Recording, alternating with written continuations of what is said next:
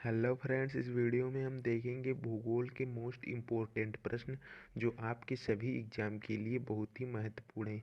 दोस्तों, आप किसी भी एग्ज़ाम की तैयारी कर रहे हैं तो इसमें से एक या दो प्रश्न ज़रूर पूछे जाएंगे, इसलिए आप वीडियो को बहुत ध्यान से और अंत तक देखते रहिए।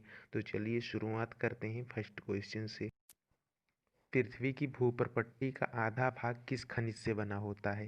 तो देखिए, पृथ्वी की भूप्रपट्टी का आधा भाग फेल्डस्पर से बना होता है। किससे बना होता है? फेल्डस्पर से। ऑप्शन बी होगा राइट आंसर। किससे बना होता है पृथ्वी की भूप्रपट्टी का आधा भाग? किस खनिज से बना होता है? तो फेल्डस्पर से बना होता है। कौन सा तत्व पृथ्वी के प्रपट्टी के द्रव्यमान का 46.6% है? तो देखिए, वो है ऑक्सीजन। कौन सा? ऑक्सीजन। ऑप्शन नंबर सी होगा इसका राइट आंसर।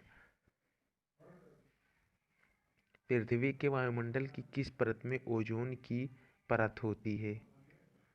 तो देखिए, इसका राइट आंसर होगा ऑप्शन सी, क्षोभ मंडल। चलिए नेक्स्ट प्रश्न देखते हैं। ब्रह्मांड के अध्ययन को क्या कहा जाता है? दोस्तों, ब्रह्मांड के अध्ययन को क्या कहा जाता है? आपको इन चारों में से बताना है। जल्दी से इसका आंसर सोचिए और कमेंट बॉक्स में कमेंट कीजिए। ब्रह्मांड के अध्ययन को क्या कहा जाता है?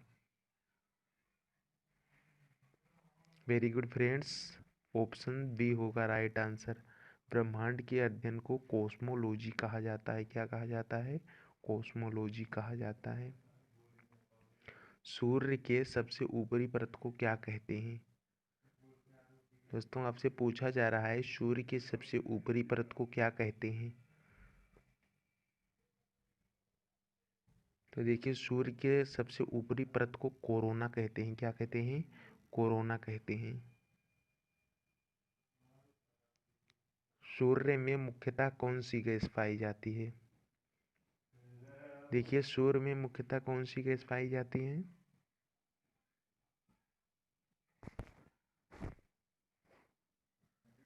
तो सूर्य में मुख्यतः हाइड्रोजन गैस पाई जाती है। कौन सी? हाइड्रोजन। ऑप्शन सी होगा राइट आंसर। एशिया के सबसे बड़े मरुस्थल का क्या नाम है? एशिया के सबसे बड़े मरुस्थल का क्या नाम है? तो दोस्तों, एशिया के सबसे बड़े मरुस्थल का नाम है गोबी मरुस्थल। क्या? गोबी मरुस्थल नाम है एशिया के सबसे बड़े मरुस्थल का। तो आप इसे भी याद रखेंगे।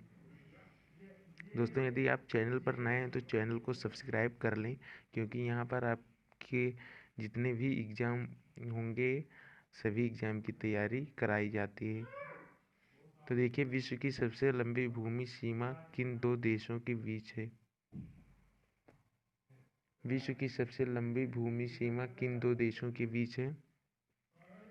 तो राइट आंसर होगा ऑप्शन डी, कनाडा और यूएसए। ऑप्शन डी सही है। सूर्य के चमकीले भाग को क्या कहते हैं? सूर्य के चमकीले भाग को क्या कहते हैं? तो देखिए, सूर्य के चमकीले भाग को कहते हैं प्रकाश मंडल। क्या कहते हैं? प्रकाश मंडल कहते हैं सूर्य के चमकीले भाग को। आप इसे याद रखेंगे। अंतर्राष्ट्रीय तिथि रेखा किस महासागर के बीच से होकर गुजरती है? अंतर्राष्ट्रीय तिथि रेखा किस महासागर के बीच से होकर गुजरती है? तो इसका सही होगा ऑप्शन बी, प्रशांत महासागर। अंतर्राष्ट्रीय तिथि रेखा प्रशांत महासागर के बीच से होकर गुजरती है। ऑप्शन बी होगा राइट आंसर। कौन सी रेखा भारत के लगभग आधे हिस्से से होकर गुजरती है? तो दोस्तों, कौन सी रेखा भारत के लगभग आधे हिस्से से होकर गुजरती है? तो कर्क रेखा। कर्क रेखा भारत के लगभग आधे हिस्से से होकर गुजरती है। ऑप्शन ये होगा राइट आंसर। देखिए, अगला प्रश्न है, भारत में सबसे छोटा दिन कब होता है? दोस्तों, भारत में सबसे छोटा दिन कब होता है? तो वह 22 दिसंबर को होता है। कब?